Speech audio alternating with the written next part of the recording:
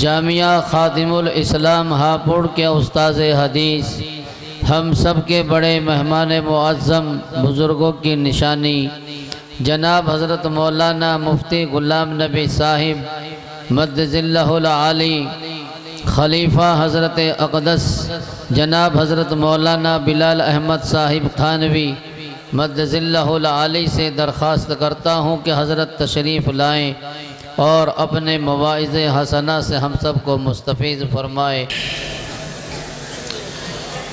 الحمد لله نحمده ونستعينه ونستغفره ونؤمن به ونتوكل عليه ونعوذ بالله من شرور أنفسنا ومن سيئات أعمالنا من يهده الله فلا مضل له ومن يضلله فلا هادي له ونشهد أن لا إله إلا الله وحده لا شريك له ونشهد أن سيدنا ومولانا وحبيبنا وشفيعنا وسندنا محمدا عبده ورسوله أما بعد فأعوذ بالله من الشيطان الرجيم بسم الله الرحمن الرحيم كتاب أنزلناه إليك لتخرج الناس من الظلمات إلى النور وقال تعالى وهذا كتاب أنزلناه مبارك فاتبعوه واتقوا لعلكم ترحمون صدق الله مولانا العظيم وقال رسول الله صلى الله تعالى عليه وسلم الخلق عيال الله فأحب الخلق إلى الله من أحسن إلى عياله أو كما قال صلى الله تعالى عليه وسلم۔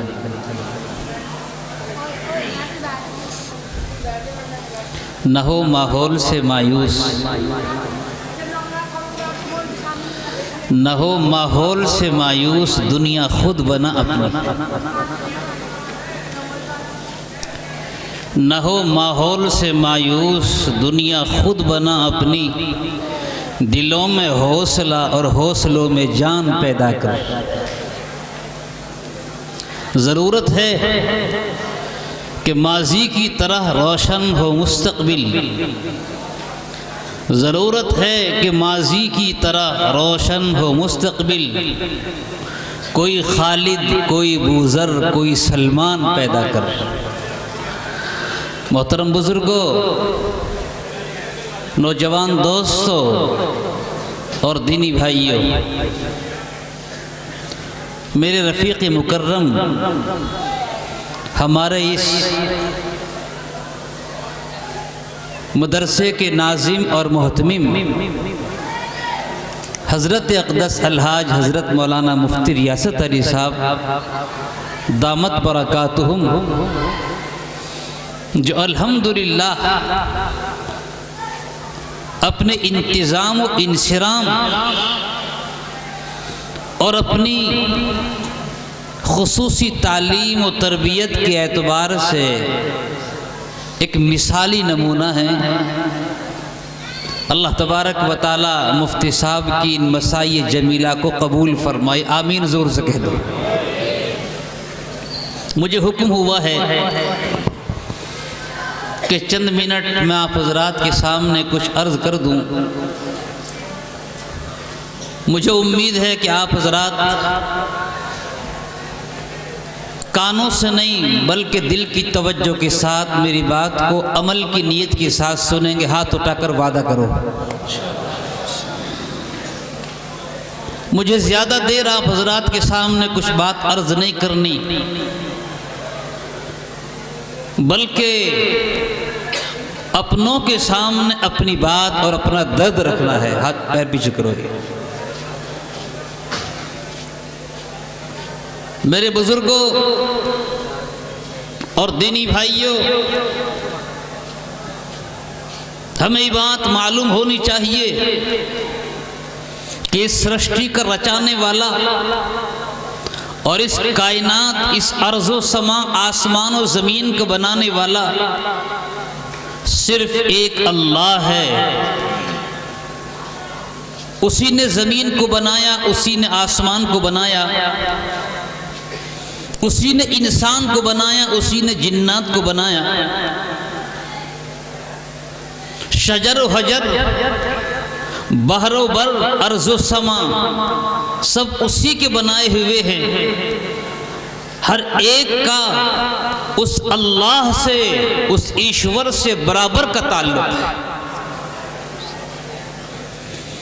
دنیا کے اندر جتنے لوگ رہتے اور بستے ہیں، تمام کا پیدا کرنے والا وہی پرمیشور، وہی اللہ ہے۔ اس نے تمام انسانوں کو پیدا کیا ہے، اور اس ذات خداوندی کو انسانوں سے اتنا پیار اور اتنی محبت ہے کہ اس کے علاوہ جتنی ساری کی ساری مخلوقات زمین کے اوپر، آسمان کے اوپر یا سمندروں کی تہ کے اندر بیٹھی ہوئی ہیں، اللہ تبارک و تعالیٰ کو انسان سے زیادہ کسی سے پیار نہیں۔ اسی لیے خداوند قدوس نے ارشاد فرمایا، لَقَدْ خَلَقْنَا الْإِنسَانَ فِي أَحْسَنِ تَقْوِيمٍ۔ چمکتا ہوا سورج جو پوری دنیا کو روشن کرتا ہے، رات میں دمکنے والا اور نور بکھیرنے والا چاند جو تمہارے لیے روشنی دیتا ہے، وہ اپنی جگہ پر ان کا مقام ہے، مگر انسان کی بلندیوں تک کوئی چیز نہیں پہنچ سکتی۔ اس لیے بزرگوں اور دینی بھائیوں، اللہ تبارک و تعالیٰ کا یہ نظام ہے کہ جب بھی اس کائنات کی، اس انسانیت کا تعلق اللہ تعالیٰ سے کمزور ہوا ہے اور عبد اور معبود کے درمیان کی نسبت کمزور پڑی ہے، اللہ تعالیٰ کو یہ بات برداشت نہیں ہوئی، اور اللہ تبارک و تعالیٰ نے پیغمبروں کا اور رسولوں کا طریقہ جاری فرمایا ہے، اور سب سے آخر میں اور سب سے اس دنیا کی سب سے آخری کڑی اور رسولوں کی آخری کڑی جناب محمد الرسول اللہ کہہ دو زور سے صلی اللہ تعالی علیہ وسلم۔ آپ حضرات کو یہ بات معلوم ہونی چاہیے، مسلمان کان کھول کر سنیں اور توجہ کے ساتھ سنیں کہ جس طریقے سے وہ اللہ مسلمانوں کا پیدا کرنے والا ہے، وہ صرف مسلمانوں کا بنانے والا نہیں ہے، بلکہ دنیا کے ایک ایک ویکتی، ایک ایک انسان کا پیدا کرنے والا وہی۔ اور جب اس ذات خداوندی نے ہر انسان کو پیدا کیا ہے، اس کا آخری قانون جس کو قرآن کریم کہا جاتا ہے، جو قانون حیات ہے اور دستور زندگی ہے، وہ کسی ایک خطے کے لیے نہیں، وہ عرب کے لیے نہیں، ترکستان کے لیے نہیں، ایران کے لیے نہیں، انگلینڈ ہسپانیہ کے لیے نہیں، بلکہ اس اللہ کا وہ قانون تمام انسانیت کے لیے۔ قرآن مقدس کی جو آیت میں نے آپ حضرات کے سامنے تلاوت کی ہے، اس میں اللہ تبارک و تعالیٰ نے یہ بات ارشاد فرمائی جو مسلمانوں کے ذہن کو چیلنج کرتی ہے، اور مسلمانوں کو یہ بات بتاتی ہے، مسلمانوں کان کھول کے سنو، میں ساری سنتان کا پیدا کرنے والا تنہا اللہ ہوں، لہٰذا میرا پیغام تمام انسانوں کے لیے ہے، صرف مسلمانوں کے لیے نہیں۔ ارشاد فرمائے لِتُخْرِجَ النَّاسِ، اس قرآن کو میں نے نازل کیا ہے، اس کتاب کو میں نے نازل کیا ہے، اور نازل کرنے کا مقصود یہ ہے تاکہ بھٹکی ہوئی انسانیت، اللہ کا تعلق جو کمزور ہو گیا ہے، وہ کمزور انسانیت تمام چیزوں سے ہٹ کر اور کٹ کر ایک اللہ سے تعلق کو مضبوط کرے۔ لِتُخْرِجَ النَّاسَ مِنَ الظُّلُمَاتِ إِلَى النُّورِ۔ اس دنیا کے اندر آج انسانوں کی آبادی تقریباً 8 ارب کے قریب ہے، اور جس میں تقریباً 1.5 ارب کی آبادی مسلمانوں کی ہے، لیکن یہ قرآن صرف 1.5 ارب کے لیے نہیں ہے، بلکہ دنیا کی پوری آبادی تقریباً 8 ارب کی ہے، تمام کے لیے ذریعہ ہدایت ہے۔ لوگ آئیں، اللہ کے اس کلام کو دیکھیں، اس کو پڑھیں اور ہدایت حاصل کریں۔ مسلمانوں کی اس کے اوپر کوئی اجارہ داری نہیں ہے۔ اور جس طرح سے اللہ کا یہ قانون قرآن کی شکل میں تمام انسانوں کے لیے ہے، اسی طرح سے میرے بزرگوں، نوجوان دوستوں اور دینی بھائیوں، اللہ کا آخری رسول جس کو جناب محمد الرسول اللہ صلی اللہ تعالی علیہ وسلم کہتے ہیں، وہ آخری پیغمبر بھی تمام دنیا کے لوگوں کا رسول ہے۔ اس دنیا میں آنے کے بعد چاہے کوئی اپنے آپ کو یہودی کہے، اپنے آپ کو عیسائی کہے، اپنے آپ کو بدھسٹ کہے، اپنے آپ کو جینی کہے، اپنے آپ کو سناتن دھرمی کہے، مگر ایشور کا قانون سب کے لیے ہے اور ایشور کا نمائندہ سب کے لیے ہے۔ آج مسلمان یہ سوچتا ہے کہ قرآن ہماری کتاب ہے، مسلمان یہ سوچتا ہے کہ محمد ہمارے رسول ہیں۔ میرے بزرگ، ایسی بات نہیں ہے۔ قرآن کریم کے اندر صاف اعلان فرمایا، وَمَا أَرْسَلْنَاكَ إِلَّا كَافَةً لِلنَّاسِ، میرے محبوب، میں نے آپ کو تمام لوگوں کی ہدایت کا ذریعہ بنایا ہے اور تمام لوگوں کا رہبر بنا کر بھیجا ہے۔ آپ کی زندگی کو پڑھو۔ مسلمانوں، دعویٰ کرنا بہت آسان ہے، مگر اپنی 5 فٹ کی کائنات پر قرآن کریم کو نافذ کرنا بڑا مشکل ہے۔ تمہیں معلوم نہیں کہ اللہ کے نبی صلی اللہ تعالی علیہ وسلم کے حالات کیا ہیں، آپ کی سیرت کیا ہے، آپ کی زندگی کیا ہے۔ آج ہم نام کے مسلمان ہیں، رب کعبہ کی قسم خدا کرے کہ ہمارے کام بھی مسلمانوں جیسے ہو جائیں، آمین کہہ دو زور سے۔ مسلمان شکایت کرتا ہم پریشان ہیں۔ لوگوں یاد رکھو، نبی پاک صلی اللہ تعالی علیہ وسلم نے ارشاد فرمایا، اے لوگو، ان قلوب بنی آدم بین اصبع الرحمن یتصرف کیف یشاء، تمام انسانوں کے دل میرے اللہ کے بنائے ہوئے ہیں، جب وہ چاہتا ہے تو محبت پیدا کرتا ہے، جب وہ چاہتا ہے تو نفرت پیدا کرتا ہے۔ قرآن کریم کا صاف اعلان ہے، اللہم مالک الملک تؤتی الملک من تشاء، اے لوگوں تم یاد رکھو، حکومت کا دینا میرا کام ہے، عزت کا دینا میرا کام ہے، ذلت کا دینا میرا کام ہے۔ جب میں چاہتا ہوں عزت دیتا ہوں، جب میں چاہتا ہوں ذلت دیتا ہوں۔ اے مسلمانوں، تم یاد رکھو، اگر اللہ رب العالمین، اگر تم عزت حاصل کرنا چاہتے ہو تو آؤ، لیڈروں کے پاس نہیں، دنیا کے قائدین کے پاس نہیں۔ قرآن کا اعلان ہے، من کان یرید العزت فللہ العزت جميعا، اگر عزت کے طلبگار ہو اللہ کے پاس آؤ، تمہیں عزت ملے گی، اور ایسی عزت ملے گی، ایسی عزت ملے گی جس کی کوئی مثال نہیں۔ مگر یہ عزت تبصروں سے نہیں، تذکروں سے نہیں، پڑوسیوں کو ستانے سے نہیں، تکلیف دینے سے نہیں، ایک دوسرے کو نیشہ دکھانے سے نہیں۔ یہ عزت ملے گی جب تمہارے دل و دماغ کے اندر نبی اکرم صلی اللہ تعالی علیہ وسلم کی زندگی کا نمونہ ہو۔ اللہ کے نبی علیہ السلام کی زندگی کا آپ مطالعہ کریں، آپ کو معلوم ہوگا کہ رسول پاک علیہ السلام مسجد نبوی میں بیٹھے ہوئے ہیں اور تشریف فرما ہیں۔ لوگ آپ کے پاس صحابہ کرام موجود ہیں، کچھ لوگوں کو پیش کیا گیا اور ان کے ساتھ میں کچھ عورتیں اور ایک نوجوان لڑکی بھی ہے۔ اللہ کے نبی صلی اللہ تعالی علیہ وسلم نے پوچھا، یہ کون لوگ ہیں اور یہ عورتیں کون ہیں اور یہ نوجوان لڑکی کون ہے جس کے سر کے اوپر دوپٹہ نہیں ہے؟ صحابہ کرام نے عرض کیا، یا رسول اللہ، یہ تکلیف دینے کی نیت سے آئے تھے، اڑنے نہ پائے تھے کہ گرفتار ہو گئے۔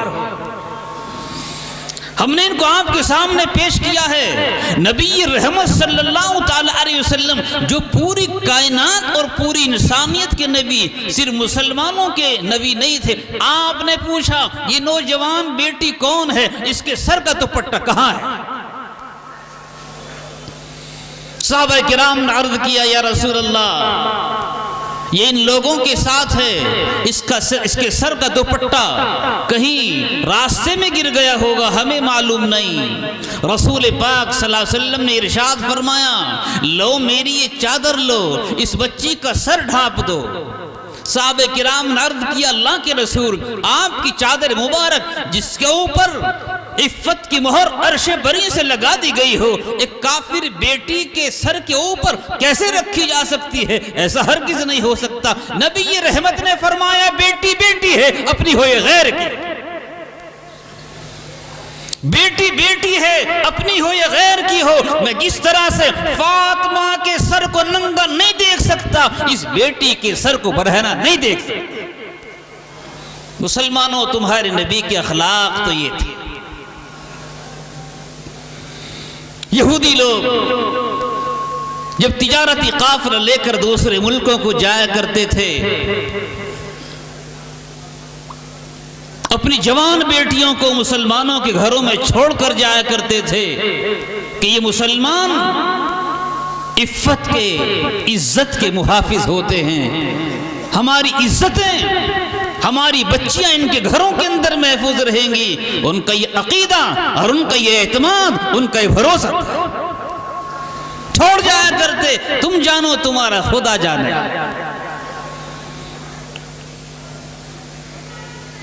حضرت عمر بن عاص رضی اللہ تعالیٰ عنہ مصر کے گورنر ہیں۔ مصر کے اندر گھڑ دوڑ ہوئی، گھوڑوں کو آپس میں دوڑایا جاتا ہے، سبقت کی جاتی ہے، مسارعات کی جاتی ہے۔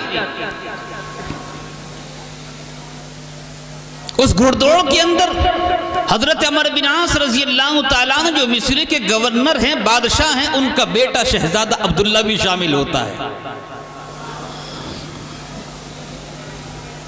ایک یہودی ہے، وہ بھی اپنے گھوڑے پر سوار ہوتا ہے، وہ بھی اپنے گھوڑے کو دوڑا رہا ہے، مگر اس کا گھوڑا، یہودی کا گھوڑا تیز ہے، آگے نکلنا چاہتا ہے، مگر شہزادہ عبداللہ اس کی حالت یہ ہے کہ اس کے گھوڑے کے چہرے کے اوپر انٹر اور چابک مارتا ہے تاکہ آگے نہ نکل سکے۔ بالآخر وہ گھوڑا تیز آگے نکل گیا۔ منزل پر پہنچنے کے بعد جب وہ یہودی اترا اور یہ شہزادہ عبداللہ اترا ہے، اور اترنے کے بعد میں شہزادہ عبداللہ نے کوڑا لیا، اور کوڑا لینے کے بعد میں اس یہودی کی کمر کے اوپر لگایا کہ تو نے اپنے گھوڑا آگے کیسے نکالا؟ مسلمانوں سنو، ہم کیا ہیں اور وہ کیا تھے۔ شہزادہ عبداللہ نے درہ لگایا اس یہودی کی کمر پر، اس یہودی نے کچھ نہیں کہا اور سیدھا جا کر مدینہ پاک پہنچا اور عمر فاروق رضی اللہ تعالیٰ عنہ کی عدالت میں مقدمہ دائر کر دیا۔ امیر المومنین مصر کے اندر گھڑ دوڑ ہوئی ہے، اور شہزادہ عبداللہ اس نے صرف اس جرم کی وجہ سے کہ میرا گھوڑا آگے نکل گیا تھا، میری کمر کے اوپر اس نے کوڑا مارا ہے، مجھے انتقام اور مجھے بدلہ ملنا چاہیے، مجھے انصاف ملنا چاہیے۔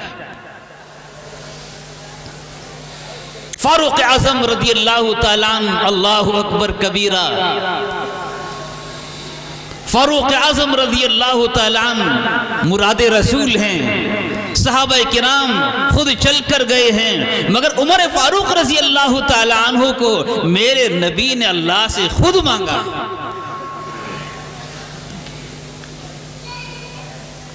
رات کی تاریکیاں، مسلمان پریشان حال، مکے کے اندر طرح طرح کے ظلم و ستم توڑے جا رہے ہیں۔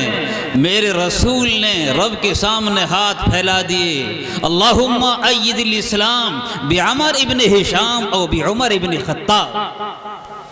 میرے مولا ایمان والے پریشان ہیں، ایمان والے پریشان ہیں، ان کے گھروں میں ان کو چین نہیں ہے، ان کی عزت محفوظ نہیں ہے، اب تو ذلت دیکھی نہیں جاتی۔ میرے مولا یا تو عمر بن ہشام جس کو ابو جہل کہتے ہیں، یا تو اس کو اسلام کی توفیق دے دے، یا عمر ابن خطاب کو ایمان سے مشرف فرما دے، مجھے دونوں میں سے ایک چاہیے۔ اللہ رب العالمین نے عمر ابن خطاب رضی اللہ تعالیٰ عنہ کے حق میں دعا کو قبول فرما لیا، اور صبح کے وقت میں فاروق اعظم رضی اللہ تعالیٰ عنہ اسلام لے آئے۔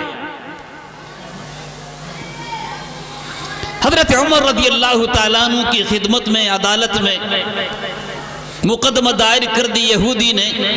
امیر المومنین مصر کے اندر گھوڑ دوڑ ہوئی، اور میرا جرم اور میرا قصور صرف اتنا ہے کہ میرا گھوڑا آگے نکل گیا ہے، شہزادے عبداللہ نے میری کمر کے اوپر کوڑا لگایا، مجھے انصاف چاہیے۔ فاروق اعظم رضی اللہ تعالیٰ عنہ نے خط لکھا، وہاں یہ نہیں دیکھا کہ یہ مسلمان ہے مسلمان نہیں ہے، وہ ایمان کی دھرم کی بات نہیں تھی، مذہب کی بات نہیں تھی، وہ انصاف کی بات تھی۔ اسی لیے قرآن نے ارشاد فرمایا کونوا قوامین بالقسط، اے مسلمانوں انصاف پر قائم رہو، چاہے تمہارے بھائی کے خلاف، تمہاری اولاد کے خلاف، والاقربین تمہارے رشتہ داروں کے خلاف کیوں نہ ہو، انصاف کا قائم کرنا تمہارا فریضہ ہے۔ انصاف ہٹے گا دنیا کے اندر تباہی آئے گی اور پریشانی آئے گی، انصاف جاری ہوگا، امن پھیلے گا، اطمینان پھیلے گا، عزتیں محفوظ ہوں گی، تجارتیں محفوظ ہوں گی۔ فاروق اعظم رضی اللہ تعالیٰ عنہ کی عدالت میں دعویٰ دائر کر دیا۔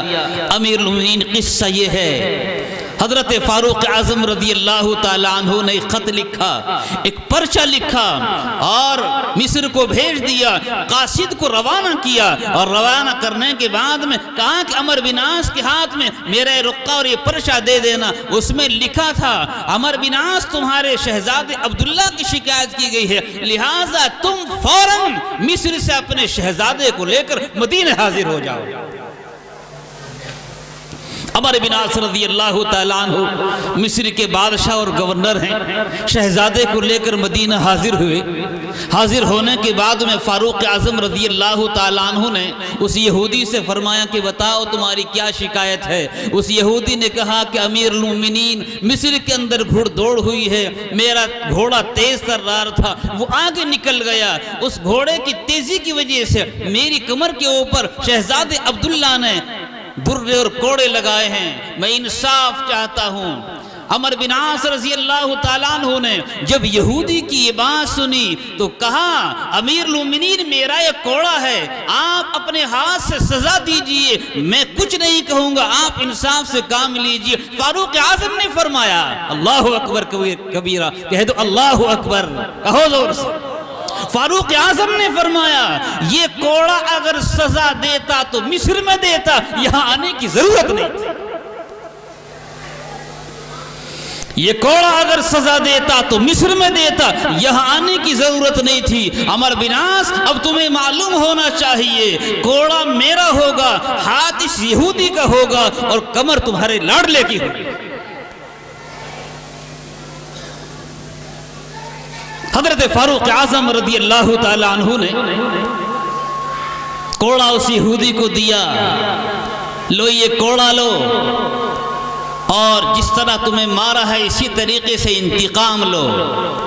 میرے بزرگوں اور نوجوان دوستو، اس یہودی نے کوڑا لیا، اور کوڑا لینے کے بعد میں مارنا چاہتا تھا مگر مارا نہیں، اور یوں کہا امیر المومنین مجھے انتقام لینا، بدلہ لینا منظور نہیں تھا، میں تو غلامان مصطفیٰ کا انصاف دیکھنا چاہتا تھا۔ اللہ اکبر۔ کہ جس ڈگر کے اوپر تمہارے نبی نے تمہیں چھوڑا ہے، آیا اس ڈگر پر تم لوگ ہو یا نہیں ہو، میں تو صرف یہ دیکھنا چاہتا تھا، اور اگلے ہی لمحے مسلمان ہو گئے۔ ماشاءاللہ۔ میں یوں عرض کیا کرتا ہوں نمازوں کا پڑھنا بہت ضروری، زکوٰۃ کا دینا بہت ضروری، اور روزوں کا رکھنا بہت ضروری، لیکن یاد رکھو نماز کے پڑھنے سے میری اپنی ذات کو فائدہ، روزہ رکھنے سے میری اپنی ذات کو فائدہ، اسلام کو کوئی فائدہ نہیں۔ اسلام کو اگر فائدہ ہوگا تو حضور پاک علیہ الصلوۃ والسلام کے اخلاق کو اختیار کرنے سے فائدہ ہوگا، معاملات کو اختیار کرنے سے فائدہ ہوگا۔ آج مسلمانوں کے معاملات خراب ہیں، آپس میں تفریق ہے، آپس میں دشمنیاں ہیں، آپس میں بغض و عداوت ہے۔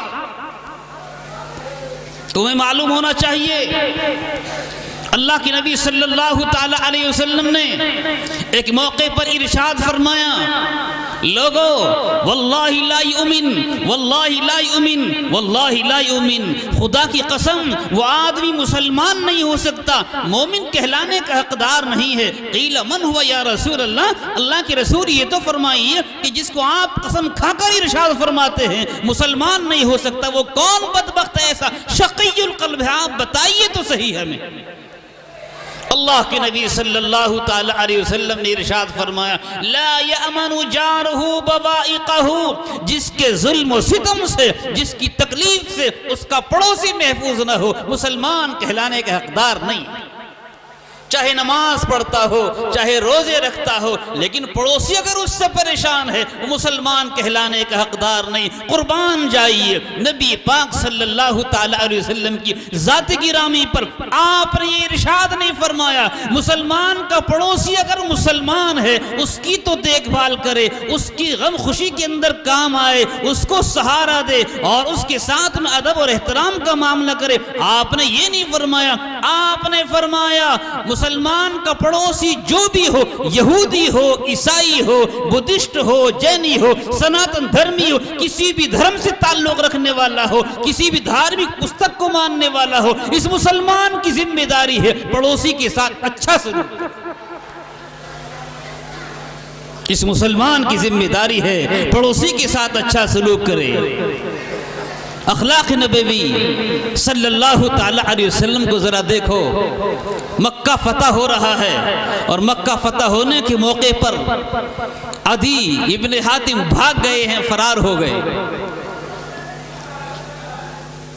بہن نے اسلام قبول کر لیا، بہن نے اسلام قبول کر لیا۔ بہن نے بھائی کو بہت سمجھایا کہ تم اللہ کے نبی سے ایک دفعہ ملاقات کر لو، کہا کہ نہیں میں ملاقات نہیں کروں گا۔ لیکن کہنے سے، سننے سے کچھ بات سمجھ میں آئی، اور عدی جو اپنی قوم کے سردار ہیں، مومن نہیں، مسلمان نہیں ہیں، سمجھ میں بات آئی اور حضور پاک علیہ الصلوۃ والسلام کی خدمت میں پہنچے، اور جانے کے بعد صحابہ کرام سے عرض کیا، جاؤ اطلاع کر دو پیغمبر کو، رسول کو اطلاع کر دو کہ عدی ملاقات کے لیے آیا ہے۔ نبی پاک علیہ الصلوۃ والسلام کو صحابہ کرام نے اطلاع دی، یا رسول اللہ آپ سے عدی ملنا چاہتے ہیں۔ نبی پاک علیہ الصلوۃ والسلام نے فرمایا، عدی ابن حاتم، کہ عدی ابن حاتم آئے ہیں؟ حاتم اپنی قوم کے سردار تھے، ان کے والد جو تھے بڑے سخی تھے، عرب کے بڑے آدمی تھے، ان کے بیٹے عدی۔ اللہ کے نبی علیہ الصلوۃ والسلام نے معلوم کیا، عدی ابن حاتم، کہ عدی ابن حاتم آئے ہیں؟ کہا نام یا رسول اللہ، ہاں اللہ کے رسول عدی ابن حاتم آئے ہیں۔ اللہ کے نبی علیہ الصلوۃ والسلام نے، قربان جائیے آپ کی ذات کے اوپر مسلمانوں، آج ہم نے کچھ بھی نہیں رہا۔ اللہ کے نبی علیہ الصلوۃ والسلام نے اپنی چادر اٹھا کر دی اور یوں فرمایا، جس راستے سے عدی مجھ سے ملاقات کرنا چاہتے ہیں، عدی کے راستے میں میری چادر بچھا دو۔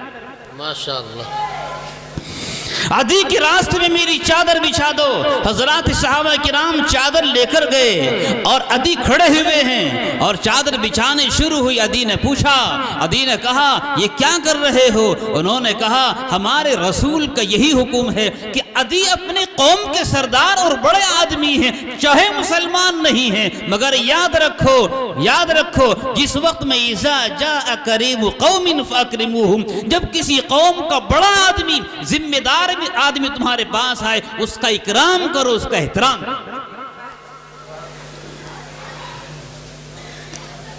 ادی پوچھنے لگے یہ کیا کر رہے ہو؟ کہا ہمارے نبی کا یہی حکم ہے کہ ادی جس راستے سے میرے پاس آنا چاہتے ہیں اس راستے کے اندر ہی چادر بچھا دو۔ ادی کا ذہن قلب و دماغ بدل گیا۔ میں کیا سنتا تھا، میں کیا سنتا تھا، میں کیا جانتا تھا، میں کیا سمجھتا تھا، اور میرے ساتھ کیا ہو رہا ہے۔ مسلمانوں گھبرانے کی بات نہیں، اخلاق نبوی کا دامن تھام لو۔ رب کعبہ کی قسم، وہ قلوب کہ جن دلوں کے اندر تمہاری طرف سے نفرت ہے، اللہ پاک محبت پیدا فرماتے ہیں۔ ضرورت ہے اس بات کی کہ ہم اخلاق نبوی کو اپنائیں۔ ادی کا ذہن و دماغ بدل گیا، ادی کا قلب و جگر بدل گیا۔ ادی نے چادر کو اٹھایا اور اٹھانے کے بعد اپنے سر پر رکھا کہ نبی کی چادر کے اوپر میرے ناپاک پیر چلیں، ایسا نہیں ہو سکتا، ایسا نہیں ہو سکتا۔ اٹھایا اور سر پر رکھا، اور سر پر رکھنے کے بعد میں حاضر خدمت ہوئے، عرض کہ یا رسول اللہ ہاتھ بڑھائیے اور مشرف بہ اسلام کر دیجیے۔ جس چیز کو تلوار فتح نہیں کرتی اس کو کردار فتح کیا کرتا ہے۔ انسان کے کردار میں بڑا وزن ہوا کرتا ہے۔ مسلمانوں کچھ کرنے کی ضرورت نہیں، خدا کی قسم تم یہ چاہتے ہو کہ پارٹیاں بدلیں گی تمہارے حالات بدلیں گی، حکومتیں بدلیں گی تمہارے حالات بدلیں گے، یہ تمہاری خام خیالی غلط خیالی ہے۔ حکومتوں کے بدلنے سے تمہارے حالات نہیں بدلیں گے، اور پارٹیوں کے بدلنے سے تمہارے حالات نہیں بدلیں گے، اعمال بدلیں گے تو حالات بدلیں گے۔ اپنے اعمال کو بدلو، حالات بدل جائیں گے۔ اللہ کی نبی علیہ السلام نے ارشاد فرمایا ان اللہ لا ينظر الى صورکم ولکن ينظر الى قلوبکم واعمالکم۔ اللہ تعالیٰ تمہاری چودراہٹ کو نہیں دیکھتا، تمہاری زیب و زینت کو نہیں دیکھتا، تمہاری کوٹھی اور بنگلوں کو نہیں دیکھتا، تمہاری گاڑیوں کو نہیں دیکھتا۔ اللہ کے نزدیک تو تمہارے دلوں کا سودا ہوتا ہے، تمہارے دلوں کے اندر کیا ہے۔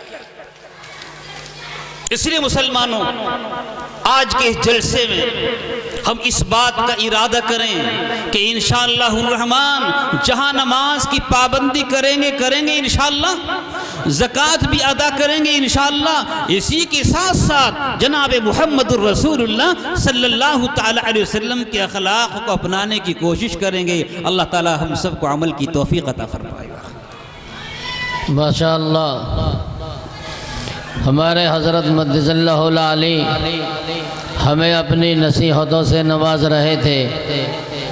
آپ حضرات نہ جانے کیوں ہر نصیحت کے بعد اٹھنے کی فضا بنا لیتے ہیں۔